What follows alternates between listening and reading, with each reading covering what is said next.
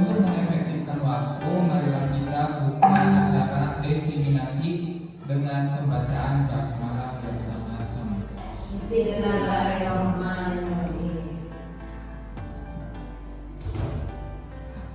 Ibu bapak guru yang saya hormati, selanjutnya acara yang kedua yaitu sambutan dari Kepala Sekolah SD Negeri Bentar 2 kepada Ibu Milian Umami SPDSD, disilakan. Assalamualaikum warahmatullahi wabarakatuh. Wa bihi nasta'in ala umuri waddin wa ala alihi washabihi ajmain. Rabbi shrah sadri wa yassir li amri wa hlul 'uqdatam min lisani yafqahu qawli. Amma ba'du. Bapak Ibu guru yang SD Negeri 2 yang saya hormati, CGP calon guru penggerak Ibu Oom Komalasari SPDSD, Ibu Wiwi Yuliani SPDI, Ibu Merti Susian SPD yang saya hormati dan yang saya banggakan. Puja dan puji syukur marilah kita panjatkan kehadirat Allah Subhanahu wa Ta'ala yang mana sampai hari ini kita masih diberi kenikmatan, diberi kesehatan, diberi kesempatan dan umur panjang sehingga kita bisa melaksanakan acara diseminasi CGP Angkatan 11. Sholawat serta salam mudah-mudahan tetap tercurah limpahkan kepada junjungan kita Habibana wa Nabiyana Nabi Muhammad Sallallahu Alaihi Wasallam, kepada keluarganya, sahabatnya, tabi'in-tabi'atnya, dan mudah-mudahan sampai pula kepada kita selaku umatnya hingga di yaumil akhir nanti kita akan mendapatkan syafaat darinya. Amin ya rabbal alamin. Bapak dan Ibu guru serta calon guru penggerak yang saya hormati, dalam hal ini saya akan menyampaikan beberapa hal terkait diseminasi calon guru penggerak Angkatan 11 Kabupaten Brebes tahun 2024 terkait budaya positif yang ada di SD Negeri Bentar 2. Bapak dan Ibu perlu diketahui bahwa SD Negeri Bentar 2 ini terletak di Kecamatan Salem, Jalan Serikandi nomor 102, di mana di SD Negeri Bentar 2 ini calon guru penggerak ini Angkatan 11 itu ada 3. Pada hari ini saya sedikit mengantarkan Bapak Ibu guru calon guru penggerak. Budaya positif yang ada di SD Negeri Bentar 2 perlu dilaksanakan dengan sebaik-baiknya, di mana dengan dilaksanakannya budaya positif itu akan menghasilkan atau akan menciptakan kondusif kenyamanan sehingga peserta didik bisa belajar dengan aman dan nyaman. Perlu Ibu dan Bapak ketahui bahwa seorang guru itu diibaratkan petani, di mana petani itu akan mencari lahan yang gembur, lahan tanah yang subur untuk ditanami tumbuh-tumbuhan. Begitu juga guru di SD Negeri Bentar 2. Itu tentunya akan menciptakan budaya positif, ya, di mana di dalam mendidik, membimbing anak-anak didik kita tentunya perlu usaha, perlu pupuk yang jitu, perlu pupuk yang menyuburkan sehingga kita terjalin saling menghargai, saling tolong-menolong, saling membantu, tidak menjatuhkan satu sama lain, ya, sehingga ketika kita menghadapi anak sepertinya ada masalah atau anak bermasalah atau anak yang kurang dalam penerimaan pelajaran itu kurang maksimal, kita bisa menghadapinya dengan aman, dengan nyaman dan dengan tenang. Ya, di situ kita akan menciptakan budaya positif di antara sesama guru, ya, sesama karyawan yang ada di SD Negeri Bentar 2. Tentunya harapan kita semua, kita akan menciptakan generasi penerus bangsa yang berakhlak mulia, yang beriman dan bertakwa sesuai dengan profil pelajar Pancasila. Seperti itu ya Bapak dan Ibu. Tentunya itu bukan hal yang mudah. Itu butuh proses yang lama dan butuh proses yang betul-betul harus diusahakan sehingga akan tercapai atau terwujudnya visi dan misi yang sudah tercanang tertulis di SD Negeri Bentar 2. Bapak dan Ibu yang saya hormati, dalam hal ini saya sebagai pengantar, sebagai sesepuh yang ada di SD Negeri Bentar 2, besar harapan saya melalui calon guru penggerak angkatan 11 ini, SD Negeri Bentar 2 akan lebih maju, akan lebih meningkat dari yang sudah, akan lebih baik dari yang sudah baik, akan lebih paling terbaik dari yang baik. Seperti itu harapan saya ke depan. Bapak dan Ibu yang saya hormati, harapan dan doa saya semoga Bapak Ibu guru SD Negeri Bentar 2 tetap eksis, tetap selalu bekerja sama dan selalu berkolaborasi untuk mencapai cita-cita dan harapan SD Negeri Bentar 2 ke depan di bawah kepemimpinan saya. Dan harapan itu saya gantungkan kepada Bapak dan Ibu semuanya, sehingga Bapak Ibu merasa bersemangat untuk tetap berusaha dan tetap bekerja sama sesama teman sejawat. Marilah kita saling mengisi, marilah kita saling menutupi kekurangan satu sama lain, karena manusia itu tidak sempurna. Kesempurnaan itu hanya milik Allah Subhanahu wa Ta'ala. Manusia itu tempatnya salah, ya. Manusia itu tempatnya kurang. Kekurangan marilah kita saling tutupi, kelebihan marilah kita saling syukuri, ya. Satu sama lain. Apabila yang satu bisa, marilah silakan berbagi. Yang satu tidak bisa, marilah kita saling mengisi, saling berlatih seperti itu.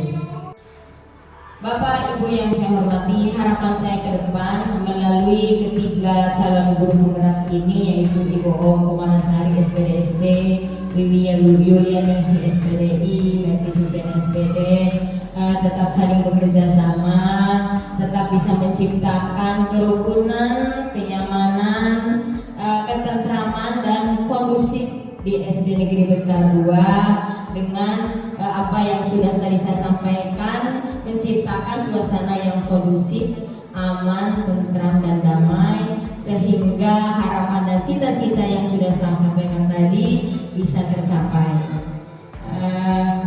Mohon kepada ketiga CGP ini angkatan 11 ya, tetap selalu berkolaborasi dan bekerja sama, mengisi satu sama lain dan memberikan motivasi kepada guru yang lain yang belum mendaftarkan calon guru penggerak. Mudah-mudahan ke depan di SD Negeri Bentar 2 bisa semuanya menjadi calon guru penggerak.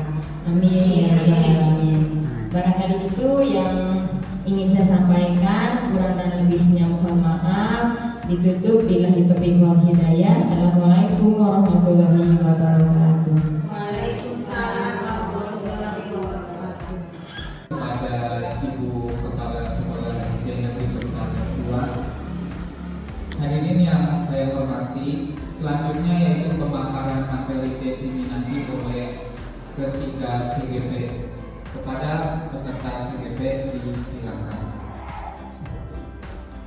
Assalamualaikum warahmatullahi wabarakatuh. Yang terhormat Ibu Kepala Sekolah SD Negeri Bentar 2, Ibu Milia Mami. Yang saya hormati Bapak Ibu Guru SD Negeri Bentar 2. Pertama-tama marilah kita panjatkan puja dan puji syukur kehadirat Allah Subhanahu wa Ta'ala yang telah melimpahkan rahmat dan karunia ini kepada kita semua, sehingga pada hari ini kita berkumpul di sini, yaitu untuk melakukan disiminasi tentang budaya positif di sekolah. Kami di sini adalah ketiga calon guru penggerak angkatan 11 tahun 2024. Akan memperkenalkan diri, Saya sendiri adalah Ibu Yulianingsi. Saya bertugas di SD Negeri Bentar 2, yaitu sebagai guru pendidikan agama Islam. Selanjutnya yaitu akan diperkenalkan teman saya. Assalamualaikum warahmatullahi wabarakatuh. Perkenalkan, nama saya Oom Komalasari. Saya bertugas di SD Negeri Bentar 2. Di SD Negeri Bentar 2 saya mengaku sebagai guru kelas 5. Sekian, selanjutnya akan dilakukan perkenalan dengan CGP berikutnya. Terima kasih. Assalamualaikum warahmatullahi wabarakatuh. Perkenalkan, nama saya Erti Susiana SPD. Saya adalah CDP Pencolong Guru Penggerak Angkatan 11 Kabupaten Brebes tahun 2024. Saya mengajar di SD Negeri Bentar 2 sebagai guru kelas 6. Terima kasih. Wassalamualaikum warahmatullahi wabarakatuh. Itulah tadi perkenalan dari ketiga guru penggerak Angkatan 11 dari kami bertiga. Kemudian kita akan masuk ke materi pertama yang akan disampaikan oleh Ibu Oom Komalasari. Assalamualaikum warahmatullahi wabarakatuh. Selamat siang Bapak Ibu guru semuanya. Masih semangat ya? Terima kasih saya ucapkan kepada Ibu Oom Komalasari dan Ibu Merti Susiana yang telah memaparkan materi yang sebelumnya, yaitu tadi disiplin positif dan nilai-nilai kebajikan universal, kemudian teori motivasi, hukum dan penghargaan restitusi, kemudian keyakinan kelas, dan Ibu Merti tadi yang terakhir kebutuhan dasar manusia dan dunia berkualitas. Di sini giliran saya yaitu dengan materi restitusi 5 posisi kontrol, kemudian restitusi segitiga restitusi. Sebelumnya saya akan mengadakan SPT terlebih dahulu ya, karena saya melihat Bapak Ibu itu dari awal kayaknya udah kelelahan atau ngantuk. Jadi saya akan mengajak ibu-ibu untuk ice breaking terlebih dahulu. Nah, di sini saya akan memandu ibu untuk nanti kalau seumpamanya saya berkata, misalkan pegang dagu, nah ya, jadi nanti ibu-ibu itu berkonsentrasi ya, dengarkan apa yang saya ucapkan ya. Jadi punya apa tadi? Dengarkan apa yang saya ucapkan. Siap ya Bapak Ibu ya? Iya.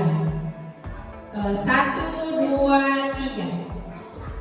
Pegang mata. Mana mata? Iya. Pegang dagu. Oh iya, boleh nih. Sedang konsentrasi sekali lagi ya. Pegang kepala. Pegang mata. Panong mata. Iya, Panong udah ngantuk kayaknya ya. Ya, semangat ya Bapak Ibu. Iya, konsentrasi. Kali ini saya akan membahas tentang pembelajaran yang kelima, yaitu posisi kontrol.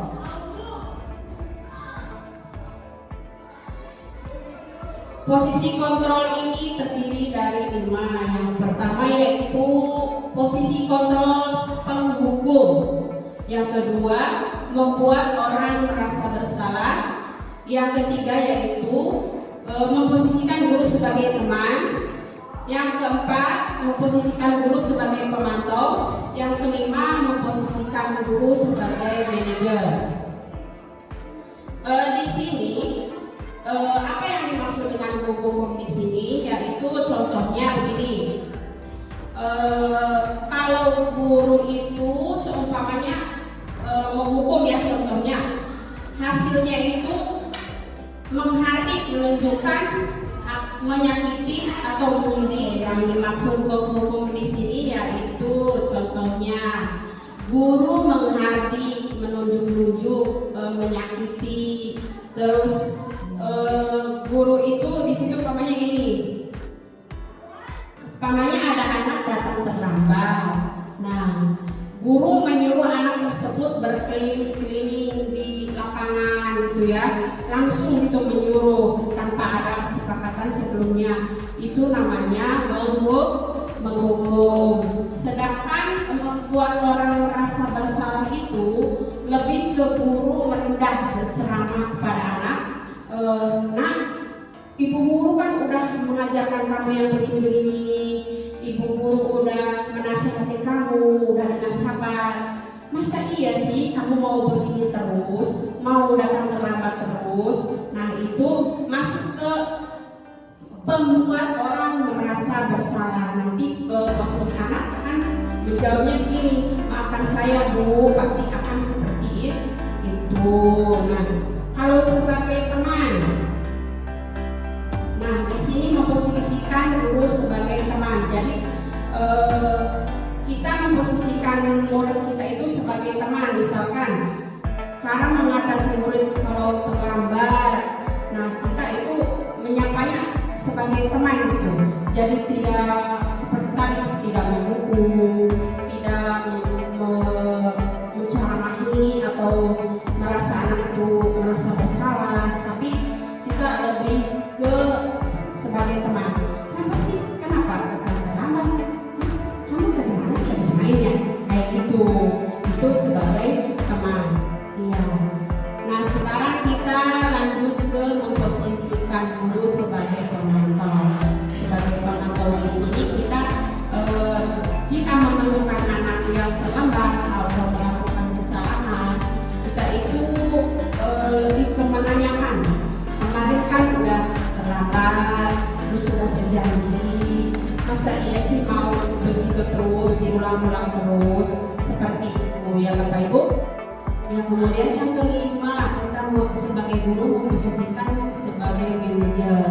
Sebagai manajer di sini yaitu kita lebih ke banyak mengajukan pertanyaan-pertanyaan kepada anak, penyelesaiannya itu ya. Bagaimana masalahnya apa, terus kita menyelesaikannya secara bersama-sama untuk memperbaiki kebiasaan anak itu sendiri. Nah, untuk lebih jelasnya kita akan mendengarkan video mengenai contoh 5 posisi kontrol. Nah, kita akan mendengarkan video tersebut.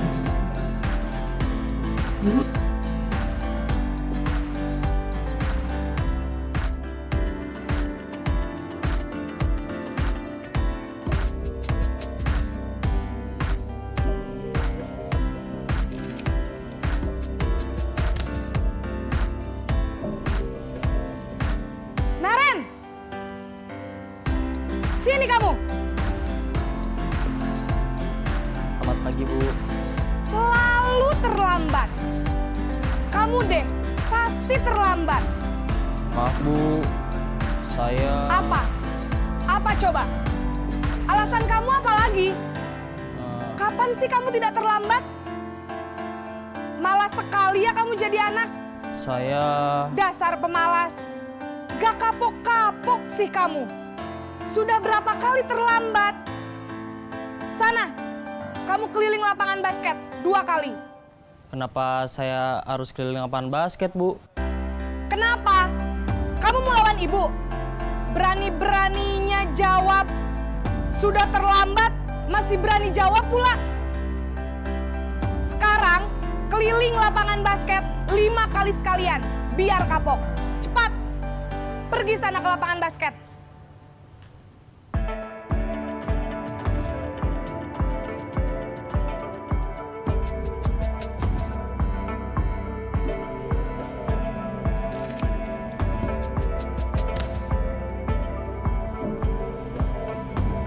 Naren!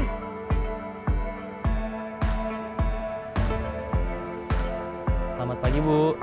Naren, Naren. Kamu kenapa malah terlambat lagi, Nak. Ya Tuhan, Naren. Kamu senang ya bikin ibu susah ya?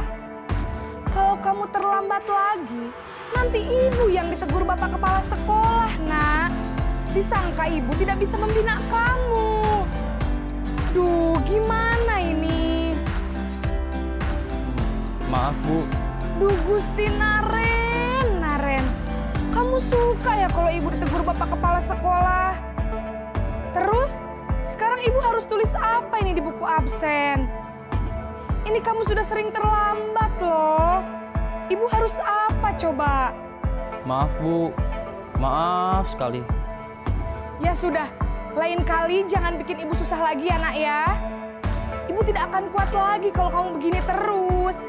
Bisa jantungan kalau ibu ditegur bapak kepala sekolah. Sana cepat ke kelas. Maaf ya, Bu. Maaf sekali.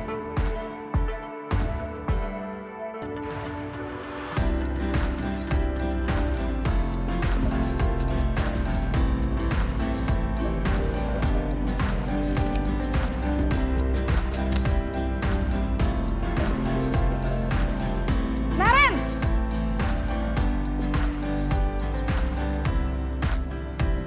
Selamat pagi, Bu. Wah, sudah jam berapa ini, Nak? Terlambat lagi ya, sayang. Iya, Bu. Habis ibu saya lupa bangunkan saya, Bu. Kamu malah menyalahkan ibu kamu. Kamu bukannya anak yang larinya paling kencang. Kok terlambat sih? Iya, Bu. Saya memang terlambat bangun tadi. Jadi, biarpun saya lari kencang, tetap gak kekejar, Bu. Ya sudah sana, nanti lain kali larinya lebih kenceng lagi ya. Biar gak terlambat lagi. Bikin seneng ibu, demi ibu. Bisa kan? Bisa lah, Bu. Ya sudah sana masuk kelas. Ibu beresin urusan absen kamu. Kamu ini ada-ada saja.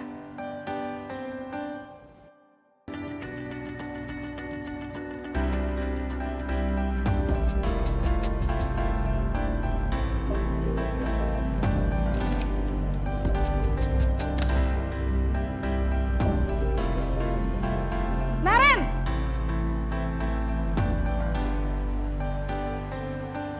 Selamat pagi, Bu.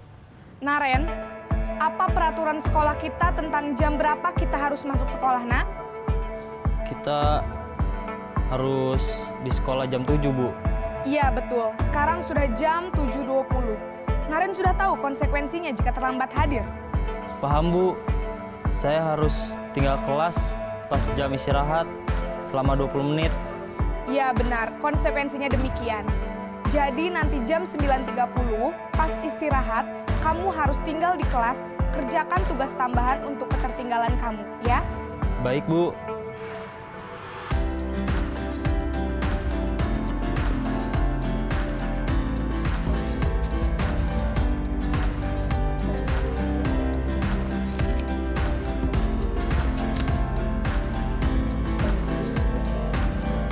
Naren!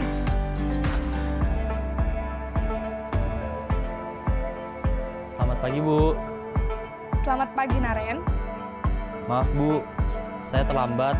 Iya, sekolah masuknya jam 7, sekarang sudah jam 7.20. Jadi sekarang bagaimana ini, Naren? Maaf, Bu.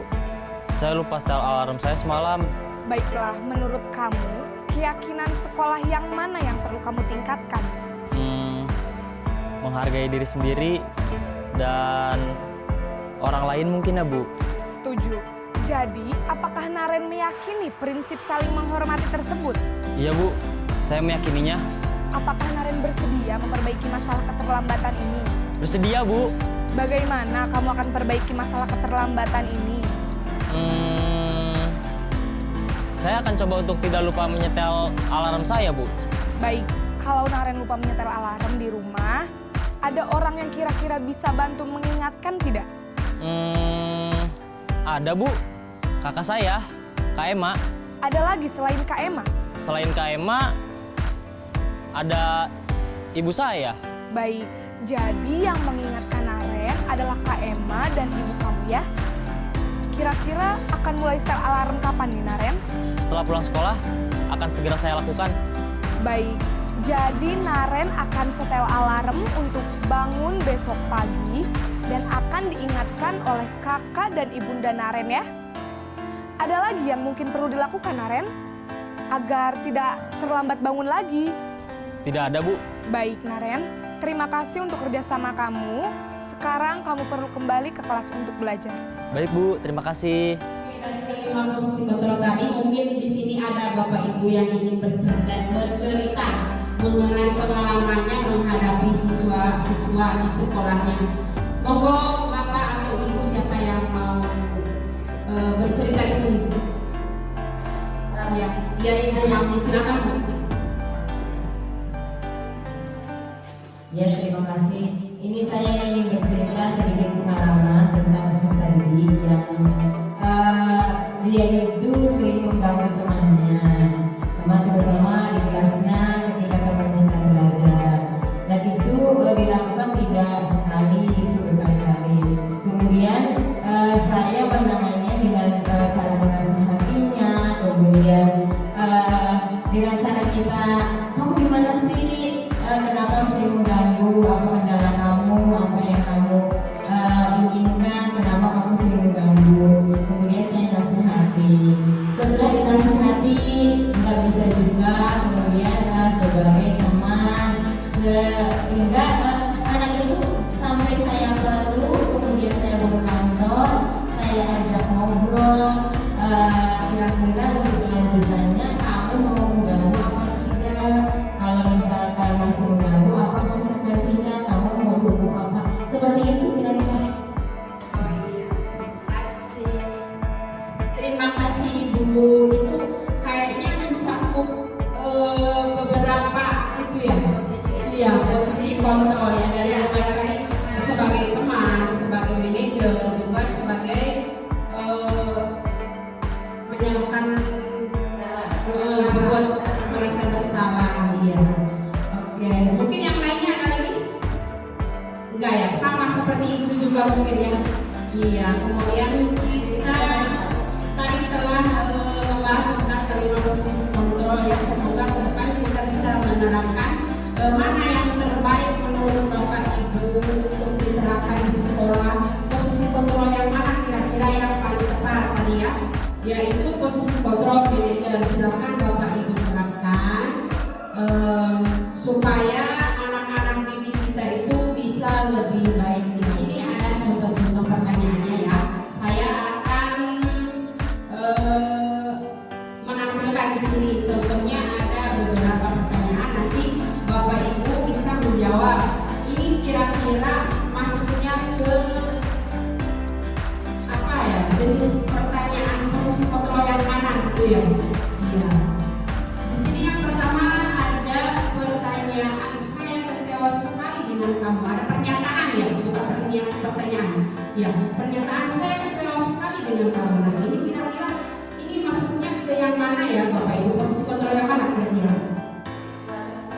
Membuat merasa bersalah. Coba kita buka ya jawabannya. Iya, betul, membuat orang merasa bersalah. Kemudian yang berikutnya yaitu kamu tidak pernah benar melakukannya. Nah, ini kira-kira masuk ke posisi kontrol yang mana Bapak Ibu? Ke yang mana? Merasa bersalah atau ke manajer atau ke mana? Membuat orang merasa bersalah. Coba dibuka dulu jawaban. Ke penghukum. Iya, kata-kata itu masuknya ke penghukum. Berikutnya,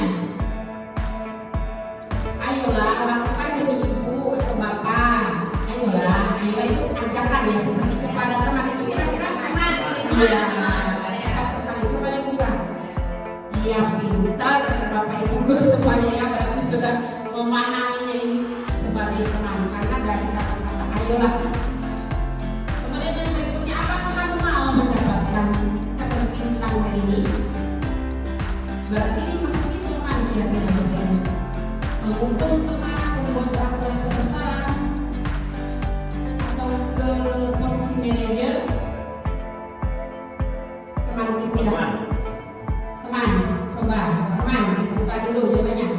Pemantau. Yang berikutnya, bagaimana kamu bisa menyelesaikan masalah ini? Bagaimana? Oh iya, ke manajer ya, karena lebih coba dibuka dulu. Iya, manajer tepat sekali. Karena ini lebih ke menanya ya, bagaimana kamu bisa menyelesaikan masalah ini. Ya, yang selanjutnya itu kamu selalu yang paling terakhir. Ini masuk ke yang mana kira-kira? Penghukum, teman, atau yang mana? Penghukum. Coba dibuka dulu, penghukum apa pemantau? Penghukum, tepat sekali. Nah, sudah sampai sini kira-kira ada yang mau bertanya atau sudah paham semua tentang 5 posisi kontrol tadi? Paham ya? Oke, terima kasih. Oke, masih semangat nggak Bapak Ibu semuanya? Semangat. Oke, coba tepuk 1 kali, 2 kali, 3 tepuk. Ayo, konsentrasi ya. Iya, sekarang kita masuk ke pembelajaran yaitu mengenai segitiga restitusi. Oke, Bapak Ibu, sekarang kita lihat apa itu restitusi. Restitusi adalah proses menciptakan kondisi bagi murid untuk memperbaiki kesalahan mereka sehingga mereka bisa kembali kepada kelompok mereka dengan karakter yang lebih kuat. Restitusi juga merupakan proses kolaboratif yang mengajarkan murid untuk mencari solusi untuk kesalahan mereka dan membantu murid berpikir tentang seperti apa yang mereka ingin menjadi tujuan yang mulia dan bagaimana mereka harus memperlakukan orang lain. Begitu ya, Ibu. Segitiga restitusi yaitu cara mengatasi cara guru yang mengatasi siswa itu alurnya seperti apa gitu ya. Di sini yaitu kita ada menstabilkan identitas. Menstabilkan identitas itu setiap orang pertanyaannya ya, pernyataannya setiap orang pasti pernah melakukan kesalahan. Terus kamu bukan satu-satunya yang pernah melakukan kesalahan ini. Kemudian setelah itu kita validasi kebutuhan. Nah, kira-kira kalau anak itu kan sudah melakukan kesalahan ini, setelah kita tanya tadi, nah kemudian kira-kira masalahnya apa sih, anak tersebut butuhnya apa, kenapa selalu semuanya datang terlambat, itu kira-kira masalahnya seperti apa. Nah, pertanyaannya itu kamu tentu punya alasan mengapa melakukan itu. Adakah cara yang lebih efektif untuk mendapatkan apa yang kamu butuhkan? Nah, itu maksudnya ke validasi kebutuhan. Kemudian yang terakhir, menanyakan keyakinan. Nah, setelah tadi memvalidasi kebutuhan, kemudian kita masuk ke keyakinan. Keyakinan kelas yang telah disepakati, sebenarnya di kelas sudah ada keyakinan tuh.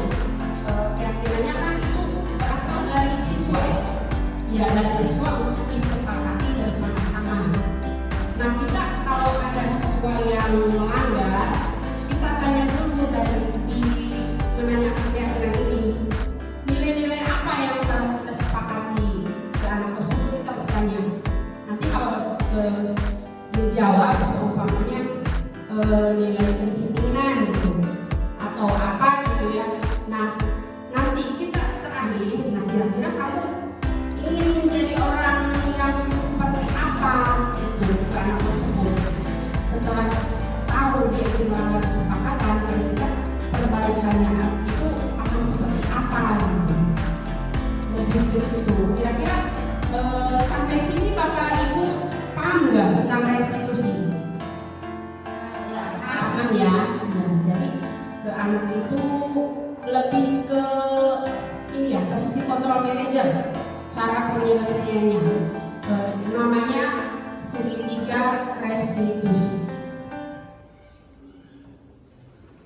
Di segitiga restitusi itu tadi ada yang pertama menstabilkan identitas, yaitu untuk membuat anak merasa gagal karena berbuat salah menjadi positif terhadap dirinya.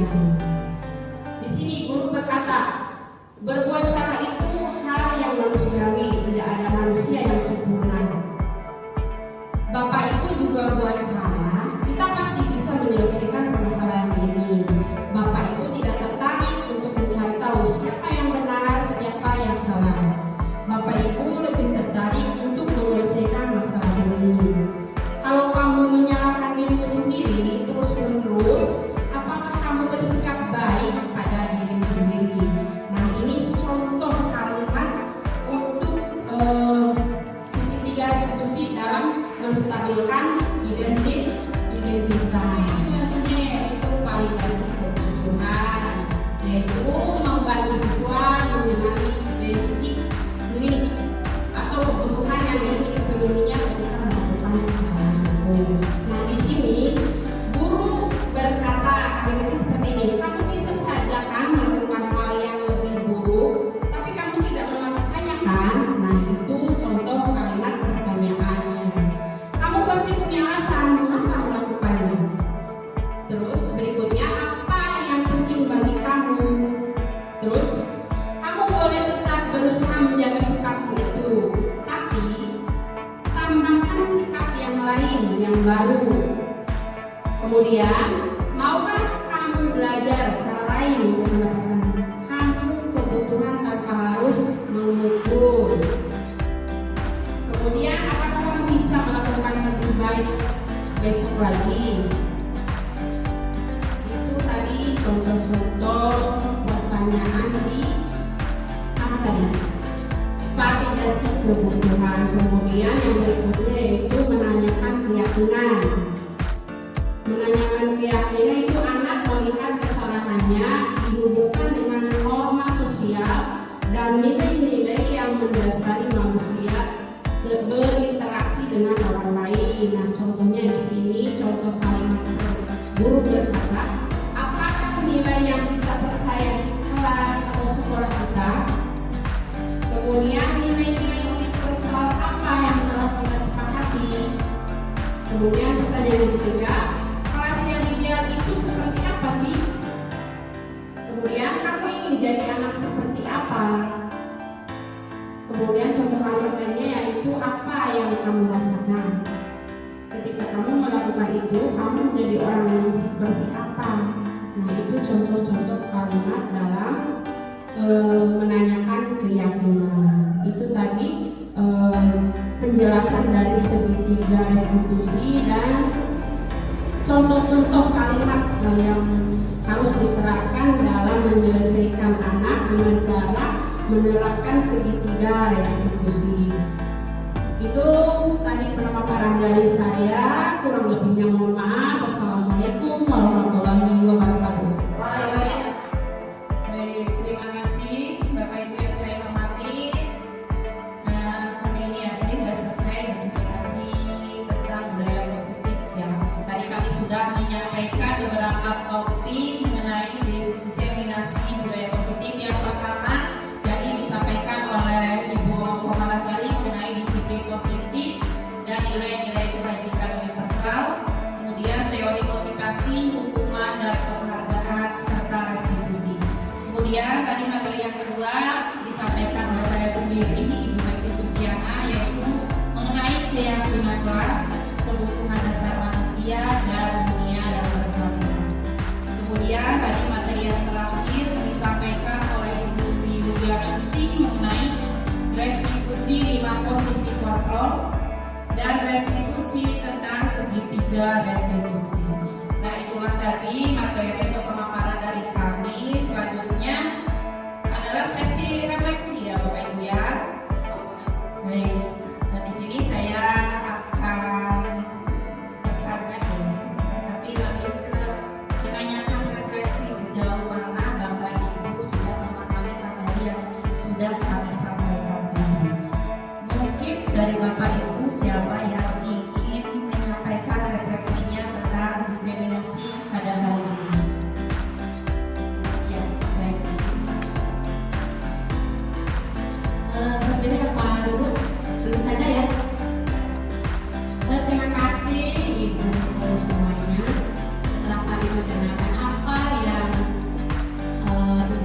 dipaparkan tentang materi restitusi, budaya positif, keyakinan kelas ya. Kami semakin bisa memilah-milah dan tadinya hanya kita tahu itu hukuman biar anak itu kepada kita, ternyata ada fase-fase, ada tarian lain atau ada kata-kata yang lebih bijak lagi, karena kalau hukuman lebih cenderung ke hal yang negatif. Paling tidak kami bisa restitusi itu mencari solusi, karena mencari solusi itu dari kesepakatan kelas. Ketika anak melanggar A, berarti keputusan itu bukan di kita, berarti kita lebih silakan ke keyakinan kelas kita. Bagaimana kalau anak melanggar datang terlambat, keyakinan kelas bagaimana? Berarti kita selama ini kan kita hanya mencari keputusan berdasarkan kita sebagai guru. Ternyata dengan adanya teori budaya positif ini berarti kembalikan ke anak lagi, karena yang melanggar anak, yang membuat kesepakatan anak, ya otomatis berarti jawabannya atau sanksi ya itu kembali ke kesepakatan kelas. Nah, dengan adanya budaya positif juga, alhamdulillah ya, untuk sekolah lebih maju lagi.